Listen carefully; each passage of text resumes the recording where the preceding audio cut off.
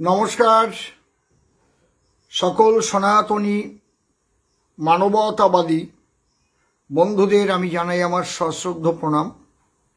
আমি প্রণাম জানাই আমাদের পূজ্যপাদ কার্তিক মহারাজের শ্রীপাদ পদ্মে। আমি দুদিন অপেক্ষা করছিলাম এবং তদন্ত করে দেখছিলাম ঘটনাটা প্রকৃতপক্ষে কি। কারণ আমি যখন মুখ খুলবো অথেন্টিকতা না নিয়ে তো মুখ খুলবো না। আগে আপনাদের কাছে জানাতে চাই, যে লোকটি প্রথম ভিডিও করে 13 বৎসর, প্রায় 12-13 বৎসর আগের একটা ঘটনা, সেই ঘটনাকে টেনে এনে এক মহিলার পিঠ দেখিয়ে, মুখ দেখানোর সাহস তার নেই, পিঠ দেখিয়ে মহিলাকে দিয়ে পূজ্যপাদ কার্তিক মহারাজের বিরুদ্ধে যে ধরনের নোংরামি তিনি আরম্ভ করেছেন, যদিও এখন ওটা আইনের আওতায় গেছে, অবশ্যই প্রমাণিত হবে কার্তিক মহারাজ তিনি সত্যি সত্যি সেনাপতি কার্তিক কি না সেটা আপনারা প্রমাণ পাবেন। কিন্তু যে লোকটি এই খবরটা করেছে, এই মহিলাকে দিয়ে গল্পটা বানিয়েছে, সেই লোকটি কে সেটা আগে একটু আপনারা দেখুন। এই লোকটি একদম পাক্কা হিন্দু ধর্ম বিরোধী, ইনু হিন্দু ধর্ম বলে মানেনি না। এনার মুখ দিয়েই শোনেন হিন্দু ধর্ম সম্পর্কে ইনি কি বলছেন। হিন্দু শব্দের অর্থ কি বলেছে জানেন? চোর, ডাকাত, খুব হীন প্রকৃতির লোক, ধর্ষক, এরম টাইপের শব্দ বলেছে সেখানে। অভিধান খুলে ইন্টারনেট আছে, আপনারা খুলে দেখে নিতে পারেন। তো বিষয়টা হচ্ছে, মানে কেউ আজকে আমাকে কেউ গালাগালি দিয়ে বললো তুই বোকাচোদা, আমি একটু খারাপ ভাষা ব্যবহার করছি, এবার পাশের জন শুনলো, শুনে এবার কেউ পাশের জনকে বলে জানি শোন নাম বোকাচোদা।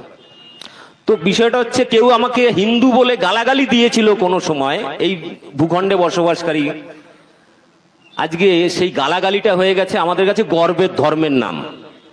শুনলেন তো কি হারে গালাগালি দিলেন, এবং এটা বলছেন একটা মুসলমানদের ওয়াজ মাহফিলে।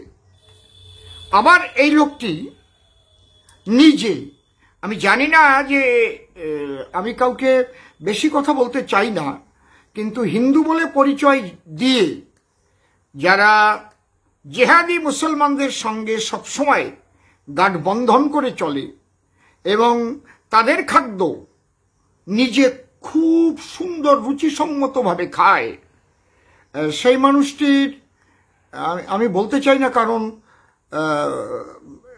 আমার রুচিতে বাধে বলতে।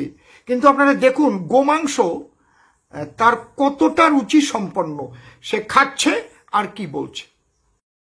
একজন লিখেছে, কোথায় গেল, গরু মাংস দিয়ে ভোজ চলছে নাকি দাদা? হ্যাঁ, তো নাহলে এতক্ষণ এত লাইভ করার দরকার কি ছিল? নাহলে কেউ দেখিয়ে দেখিয়ে লাইভ করে। এটা কি ফুড ব্লগিং চ্যানেল নাকি? এটা পলিটিক্যাল একটা রাজনীতির চ্যানেল, সেখানে খাওয়া। দেখলেন তো, তাহলে হিন্দু ধর্মকে গালাগালি দিচ্ছে, নিজে গোমাংস খাচ্ছে, আবার সঙ্গে বিশেষ একজন ব্যক্তিও রয়েছেন। আবার ইনি বলছেন বাংলা থেকে বিজেপিকে একদম নিঃশেষ করার জন্য। আমি যখন পূর্ব বর্ধমানে ভোটে দাঁড়িয়েছিলাম, ওদের প্রচুর টিম তখন কাজ করছিল সারা বাংলা ব্যাপী। শুনুন কি বলছে, শুনুন তার নিজের মুখে। সেটা একটু খারাপ। আবার জয়েন করব সরাসরি বর্ধমানে অসীম সরকারের ইয়েতে। তো আমাদের টিম চলছে বাংলার 42টি লোকসভা কেন্দ্রে, সেখানে প্রচার চলছে বিজেপির বিরুদ্ধে, বিজেপিকে বাংলা থেকে এবং দেশ থেকে উৎখাত করার জন্য। দেশ বাঁচাও গণমঞ্চ, তাতে বিভিন্ন শিল্পী, সাহিত্যিক থেকে শুরু করে সিনেমা আর্টিস্ট অনেকে রয়েছে। শুনলেন তো, তার মানে বিজেপির কত বড় শত্রু, হিন্দুর কত বড় শত্রু, এবং মুসলমানদের কত বড় বন্ধু, জেহাদিদের কত বড় বন্ধু, সেটা আপনারা ভালো করে আগে বুঝে নিন, তারপরে এই বিষয়ে আমি কথা বলবো। কোনো আজ পর্যন্ত যত রিপোর্টার আছে আমার মনে হয় সরাসরি কোনো মুসলমান রিপোর্টারেরও বলার সাহস হয় নাই যে হিন্দু ধর্ম ওই বাজে গালাগালি দেওয়া। হ্যাঁ, একজন বলেছিলেন, তিনি বাংলার মাননীয় মুখ্যমন্ত্রী, হিন্দু ধর্মকে গঙ্গা ধর্ম বলেছিলেন। সেই পাপের প্রায়শ্চিত্ত করবার জন্য আর নিজের জেদ বজায় রাখার জন্য তিনি দীঘাতে একটা পুরী মন্দির তৈরি করে হালাল প্রসাদ সবাইকে দেওয়াচ্ছেন। এই হালাল প্রসাদ কিভাবে তৈরি হয়, হালাল কেন বলা হয়, একটু দেখুন, আপনাদের দেখাবো, দেখুন।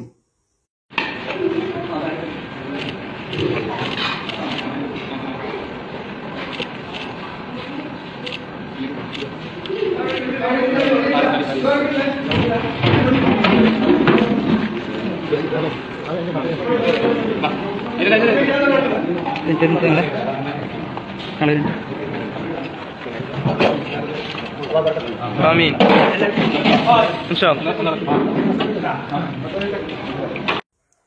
দেখলেন তো হালাল কাকে বলে, আপনারা দেখে নিলেন।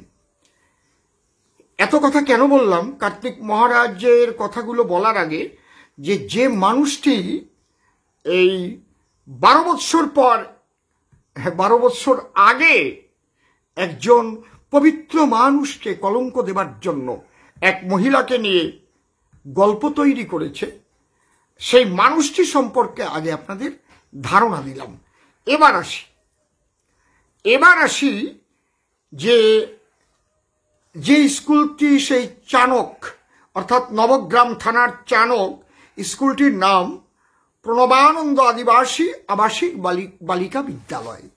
সেখানে প্রায় 500 ছাত্রী তারা পড়াশোনা করে, এক ব্যাচ বেরিয়ে যায়, আবার প্রতি বৎসর ঢুকছে, প্রতি বৎসর। এবং তারা অত্যন্ত দরিদ্র ঘরের, নিম্ন বর্ণের, একেবারে অবহেলিত, লাঞ্ছিত, বঞ্চিত সমাজের মানুষ যারা, তারাই কিন্তু সেখানে জায়গা পায়। টোটাল 12টা স্কুল চলছে, বেশিও হতে পারে। কার্তিক মহারাজজি বিশেষ করে তার থাকার জায়গা হচ্ছে বেলডাঙ্গাতে। গিয়ে দেখবেন সেখানে ভারত সেবাশ্রম সংঘ বেলডাঙ্গা, যেখানে আমি সেখানে নিজে গান করতে গেছি। তা আর বিভিন্ন জায়গায় যেখানে স্কুল আছে, যেখানে মেয়েদের স্কুল, সেখানে পুরুষদের ঢোকার অধিকারই নাই। তা সেখানে ওই মহিলাটিকে বলাচ্ছেন যে দোতলায় নাকি গিয়ে সেখানে কার্তিক মহারাজ রাত্রি যাপন করতেন এবং তার সঙ্গে হস্তি নষ্টি করেছেন, এই কথা তিনি বলেছেন। কিন্তু ওখান থেকে আমরা খবর নিয়ে জানতে পেরেছি, আপনারাও দরকার হলে নিশ্চয়ই প্রশাসন সেখানে তদন্ত করবেন।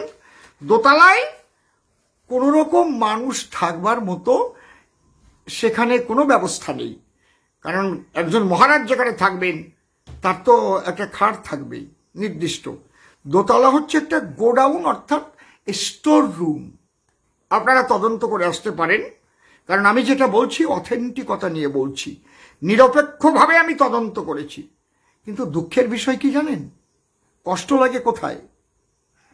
কার্তিক মহারাজ, যিনি আজ জিহাদিদের বিরুদ্ধে, সন্ত্রাসের বিরুদ্ধে, দুর্নীতির বিরুদ্ধে, চোরেদের বিরুদ্ধে আজ সনাতনী ঐক্য গড়বার সৈনিক, সেনাপতির ভূমিকা তিনি পালন করছেন।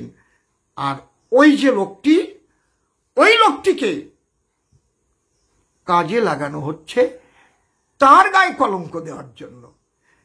ঠিক আছে, সে দিতে পারে না হয় কলঙ্ক, কিন্তু বড় কষ্ট হয় যখন আমার হিন্দু সম্প্রদায়ের মানুষ সেখানে লাইক করে, সেখানে কমেন্ট করে, কার্তিক মহারাজ তাকে বলির কাষ্ঠে তুলে যা ইচ্ছা তাই বলে। তারা যেন আনন্দে নৃত্য করছে। আমি জানি না প্রকৃত এরা হিন্দু নাকি ওই যে ইয়ে খান, টেক্কা খান, ভুট্টা খান। তারা বলে গিয়েছিল যে আমরা পাকিস্তান থেকে চলে যাচ্ছি, কিন্তু আমরা যে বীজগুলো রেখে গেলাম, এই বীজ একদিন কথা বলবে। আমি জানি না সেই বীজের দ্বারা এদের জন্ম হয়েছে কিনা, আমি জানি না সেই বীজের বংশধর কিনা এরা, কারণ সেই সব হতেও পারে, আমি জানি না। এটা হয়তো এই কথা বলার জন্য আমার বিরুদ্ধে আবার অনেক কথা বলবে, আমি জানি। আমার কষ্ট হয় কোথায়, মহারাজজি পদ্মশ্রী পাবার পরে কই আমার হিন্দু সমাজের মধ্যে, আমার সনাতনীদের মধ্যে আমি তেমন আলোড়ন সৃষ্টি দেখিনি যখন কার্তিক মহারাজ তার বিরুদ্ধে আজে বাজে কথা রটানো হচ্ছে। এক শ্রেণীর মানুষ হিন্দু হয়ে, সনাতনী হয়ে তাদের মনের মধ্যে যেন একটা আনন্দের জোয়ার খেলছে, যেটা মুসলমান ভাইদের মধ্যেও আমি দেখিনি। ধন্যবাদ জানাই আমি মুসলমান ভাইদের, তারা কিন্তু চুপচাপ রয়েছে। তারা একটি কথাও কেউ বলেছে কিনা আমার কানে আসেনি। এটা আমার সবচেয়ে বড় দুঃখ। মহিলার যদি সত্যি কার্তিক মহারাজ সত্যি সত্যি ধর্ষণ করতেন, মহিলা কিন্তু নিজে বলছেন আমি ওনাকে প্রভু, আমি ওনাকে স্বামী বলে মেনে নিয়েছিলাম, তাহলে তো ধর্ষণ হয় না। প্রথম চোটেই ধর্ষণের কেস থাকে না, তাহলে ধর্ষণ থাকে কি সেখানে? তাহলে প্রথম চোটেই কিন্তু ওর গল্পটা সাজানোটা ভুল হয়েছে। ওকে দিয়ে যে কথাটা বলানো হয়েছে এখানেই কিন্তু তার ত্রুটি। তাহলে ধর্ষণ হলে জোরপূর্বক হয়, আর জোরপূর্বক ধর্ষণ হলে চিৎকার চেঁচামেচি হয়। আর মহিলাটি যদি সত্যি সত্যি ভালো ঘরের মহিলা হয়, আর একদিনও তিনি সেখানে থাকবেন না এবং তিনি চিৎকার করে বেরিয়ে থানায় চলে যাবেন। শুনবেন শুনবেন ওই মহিলাটি সম্পর্কে যে তথ্য নিয়ে এসেছি। ওই মহিলাটি নিজের শ্বশুরের নামেও ধর্ষণের কেস দিয়েছিল। হাসি পায় ওই মহিলা। হ্যাঁ, ওনার একটা মেয়ে আছে, ওনার প্রথম স্বামী, সেই স্বামীর বাবার নামে কেস দিয়েছিল। সেই স্বামীর এবং তার বাবা মা সবাই কিন্তু স্বামীজির ভক্ত।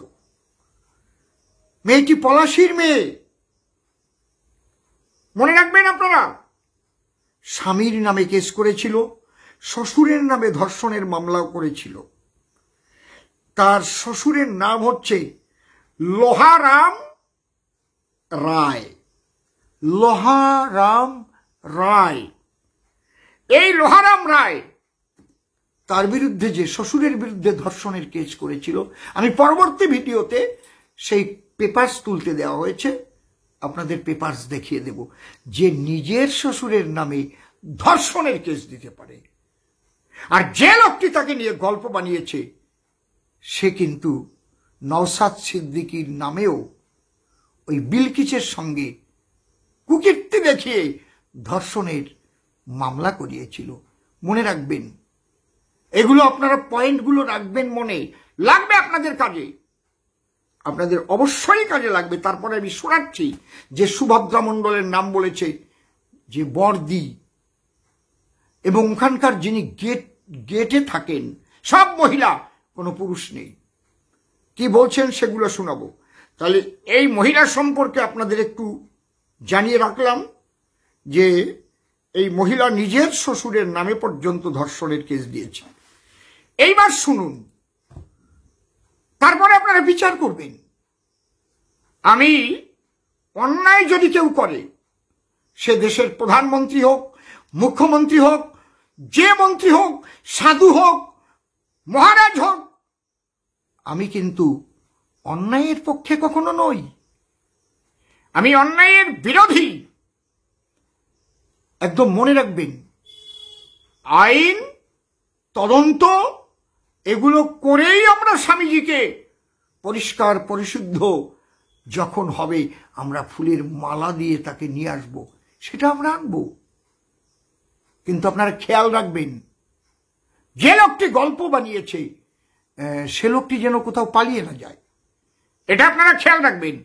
কারণ সেদিন যে উৎসব হবে, সে উৎসবের কিছু গুড় বাতাসা, কিছু নকুলদানা, তারপর ঢাক বাজবে, চড়াং চড়াং ঢাকের বাড়ি, সেগুলো তো উনিও সেই আনন্দের ভাগিদার তো হবেন তখন। আর উনি নওশাদ সিদ্দিকী ভাইয়ের নামে যে ধর্ষণের কেস দিয়েছিলেন তার জন্য উনি ক্ষমাও চেয়েছিলেন। আমি আর এই ধরনের ওনার বিরুদ্ধে একটি কথাও বলবো না। আমি মুখ দিয়ে বলছি না, ওনার মুখে শুনুন কি বলছে।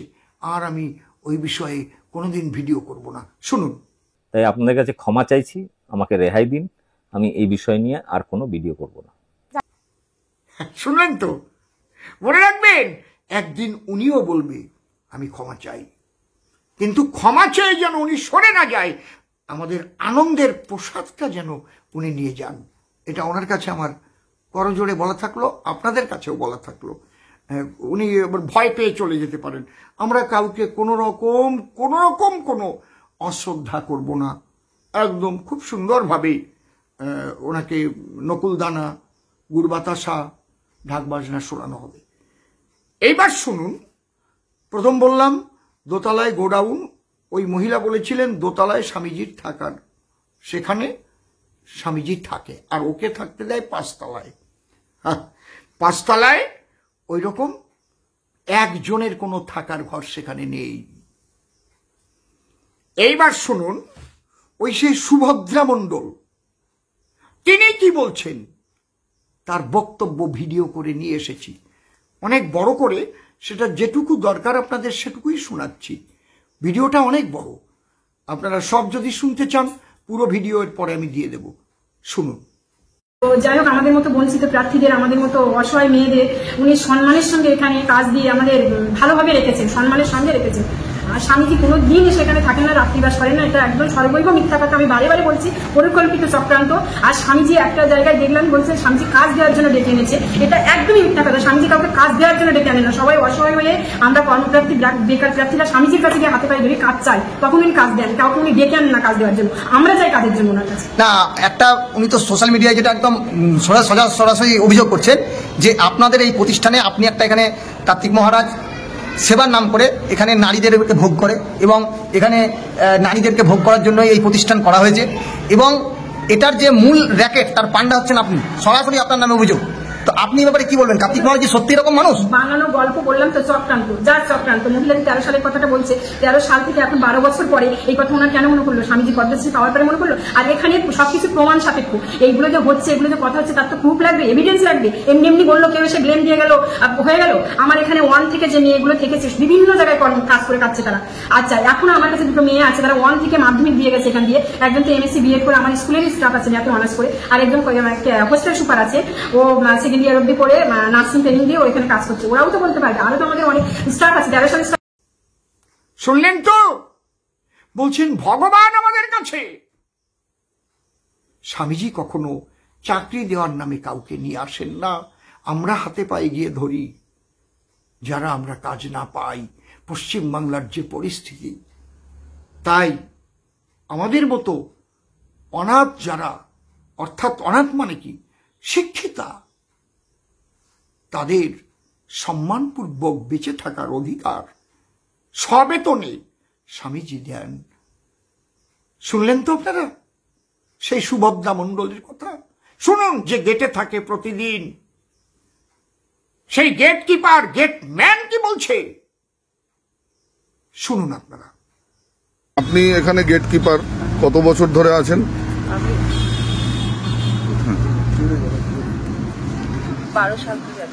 2012 সাল থেকে আপনি আছেন।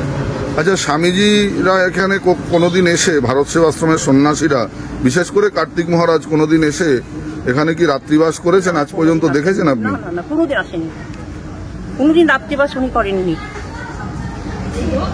আসলে হয়তো এই দিক থেকে মালদাটাল থেকে এলে এখানে একটু দাঁড়ায়, কেশব স্যারের সঙ্গে কথা বলে, মাতৃতে এই লেবুতলা থেকে চলে যায়, ভেতরেও ঢুকে। আচ্ছা, স্বামীজির সম্পর্কে একটা খুব নোংরা কুৎসা রটনা করেছেন কিছু মানুষ। আপনি তো স্বামীজিকে এতদিন ধরে দেখছেন, আপনার কি মনে হয়? না, আমাদের স্বামীজি ভগবান তুল্য, আমি কোনোদিন খারাপ দেখিনি। আমি তো বহুদিন ধরে আসতে। আপনি এই গেটেই সামলান? ভেতরে তো পুরুষদের অ্যালাউ নেই? না, পুরুষদের ভেতরে কোনো পুরুষদের অ্যালাউ নেই, তাই তো? ওই রান্নার লোকেরা রান্না করে ব্যস্ত হয়ে যায়। শুনলেন তো এই মামুনি কি বললেন? এখানে কোনো রাত্রিতে পুরুষের থাকার অধিকার নেই। এবং স্বামীজি তিনি যদিও আসতেন আধা ঘন্টা থেকে বাইরে থেকে, প্রয়োজন হলে কেশব স্যারের সঙ্গে কথা বলে বাইরে থেকে ওখান থেকে চলে যেতেন কিভাবে কি হচ্ছে দেখে। কোনোদিন রাত্রিতে উনি যাপন করেননি, কোনোদিন থাকার অধিকার নেই। ওখানে মহিলাদের আবাসিক স্থান, ওখানে কোনো পুরুষ রাত্রি যাপন করার অধিকার নেই। একবার যাত্রাগান হয়েছিল ওখানে, অনেক রাত হয়ে গেছিল স্বামীজির যাত্রা শোনার পরে। উনি তো আর বেলডাঙ্গা অন্তত প্রায় 40 কিলোমিটার ওখান থেকে, উনি অত রাত্রিতে ফিরবেন। স্বামীজি তখন, সবাই বলেছিল স্বামীজি আজকের রাত্রে না হয় আমরা ব্যবস্থা করি, এখানে থাকুন।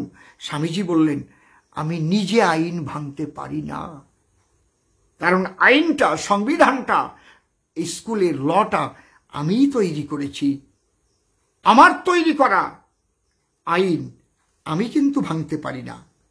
তিনি সেদিন কিন্তু ওখান থেকে বেরিয়ে রাত্রিতে শাহাপুরে গিয়ে, শাহাপুর নামক একটা ভক্ত বাড়িতে তিনি রাত্রি যাপন করে তারপরে বেলডাঙ্গায় ফিরেছিলেন। বেলডাঙ্গায় বা কদিন থাকতে পারেন, বালিগঞ্জে থাকতে হয়, বিভিন্ন জায়গায় বক্তব্য, উত্তরবঙ্গ থেকে দক্ষিণবঙ্গ, সমস্ত ভারত সেবাশ্রম সংঘ, হিন্দু মিলন মন্দির, যেখানে যেখানে আছে প্রত্যেকটা জায়গা উনি যান, প্রত্যেকটা জায়গায় যান। হ্যাঁ, 4 তারিখ, আগামী ইংরেজি 4 তারিখ সকাল 8টার সময় আসবেন হরিণঘাটা বিধানসভায়। উল্টো রথের দিন আমাদের হিংনাড়ায় হিন্দু মিলন মন্দিরে আমি থাকব, স্বামীজি থাকবেন, সবাই আসবেন। ওনার হাসি মুখ, উনি কিন্তু কখনোই বিচলিত নন। সত্যের পূজারী যিনি, তিনি কখনো বিচলিত হন না। তাহলে আপনারা শুনলেন যিনি গেটে থাকেন তার কথা, সুভদ্রা মণ্ডলের কথা। স্বামীজি সবার কাছে ভগবান। আমার কষ্ট হয় যে সনাতনী হিন্দু ঐক্যের জন্য স্বামীজি লড়াই করছেন, সেই সনাতনী হিন্দু ঐক্য রক্ষা করার জন্য আজও যদি আমরা তৈরি না হই, এবং স্বামীজির বিরুদ্ধে যারা আজ এই নোংরামো করছে তাদের বিরুদ্ধে পথে যদি আমরা না নামি, রাস্তায় যদি না নামি। আপনারা দেখেছিলেন নূপুর শর্মা, তিনি নবীজির বিরুদ্ধে কি একটা কথা বলেছিলেন। পরে তো দেখলাম যে ওনাদের যারা ইমাম বলে কি না বলে আমি জানি না, মৌলবী বলে, তারাই তো বলছে হ্যাঁ 6 বছর বয়সের একটি কন্যাকে তিনি বিয়ে করেছিলেন, তার জন্য তারা কিভাবে পথে নেমেছিল। আজ আমরা, আমার স্বামীজি, তাকে এইভাবে নোংরামো করা হচ্ছে, এক মহিলাকে দিয়ে আমরা রাস্তায় নামছি না। আমি বলবো সনাতনী হিন্দু ঐক্য গড়ে তুলুন, এবং 26 সালে যারা যারা আজ সনাতনী ঐক্য ভাঙবার জন্য, ভারতীয় জনতা পার্টিকে বাংলা থেকে উৎখাত করার জন্য গভীর চক্রান্ত করছে, স্বামীজির মতো মানুষের গায়ে কলঙ্ক লেপন করবার জন্য, 12 বছর আগে ঘটনা ঘটে যাওয়া নাকি তাই এনে বলছে 12 বছর আগে ঘটনা ঘটেছিল এখন। আর এই 12 বছর ঘুমিয়েছিল না, পদ্মশ্রী পাবার পরে দেখলো যে একে তো আর রুখা যাচ্ছে না। কার চক্রান্ত এটা? ওই লোকটার শুধু ওর নাম আমি উচ্চারণ করব না, ওই চক্রান্ত নয়, এর কেন্দ্রস্থলে পাওয়ার হাউজে প্রচুর টাকার খেলা হচ্ছে। আমার মনে হচ্ছে কোনো পাওয়ার হাউস থেকে পাওয়ার আসছে, এই জন্য এইসব কাজে ব্রতী হচ্ছে। সাধু সাবধান, আপনারা সবাই সাবধান হয়ে যান এবং হুঁশিয়ার থাকেন। 2 দিন পরে আমার নামে ওই রকম একটা বেরিয়ে যেতে পারে, তারপরে আরেকজনের নামে বেরিয়ে যেতে পারে। এরা এই চেষ্টাটা করবে 26 সালের আগে। ভেঙে পড়বেন না আপনারা, আমাদের লড়াই আরো জোরদার হবে। স্বামীজি আরো উদাত্ত কণ্ঠে, সিংহ গর্জনে হিন্দু ঐক্যের জন্য লড়াইয়ের ময়দানে নামছেন, নেমেছিলেন, নামবেন। নমস্কার। কারণ ভারত সেবাশ্রম সংঘ সারা পৃথিবী ব্যাপী রয়েছে, যারা স্বামী প্রণবানন্দজির আদর্শে দীক্ষিত, তারা কখনো ভয় পায় না। তাদের এক হাতে শাস্ত্র, এক হাতে অস্ত্র। নমস্কার, সবাই ভালো থাকবেন।